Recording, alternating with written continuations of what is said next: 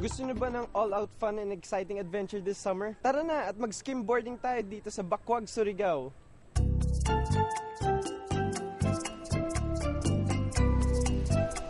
Ang skimboarding ay isang klase ng water sport na nagsimula pa sa Laguna Beach sa Amerika noong 1920. Noong una, plywood board lang ang kanilang gamit sa paglalaro. Sa paglipas ng panahon, nauso na rin ang fiberboard na may iba't ibang designs. Isa ang Surigao sa mga lugar na mga dinadayo ng mga mahilig na mag-skimboarding dahil sa mga malakas na alon dito.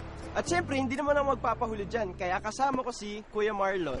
Kuya, pwedeng pa-explain ng mga parts ng skimboard? Yung 5 karakteristik ng skimboard brother is ito tinatawag na rocker, which is means yung itong kanyang Ito yung laging nakaangat sa tubig. Nakaangat sa tubig.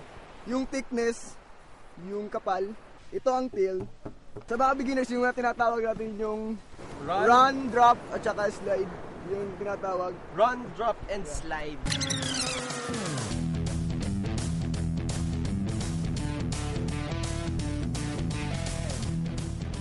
Okay, ngayon, it's my turn naman to do skimboarding.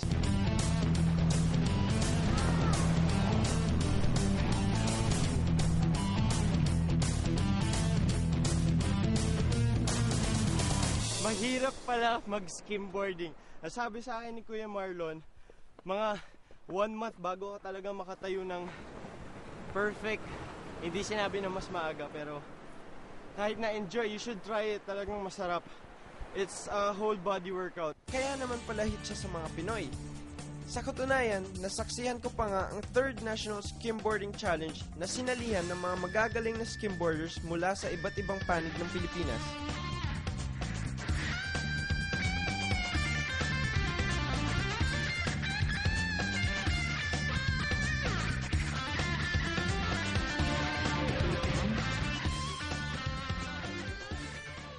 At syempre sa huli, ang pinaka-astig ang nagugi. Sa galing ng mga Pinoy sa skimboarding, alam nyo ba, pati sa international competition nakipag-compete na rin tayo. At syempre, hindi tayo nagpapatalo doon. Ako po si Felix Rocco, nakasama ko ang mga skimboarders dito sa Bakwag, Surigao del Norte para sa... Hola!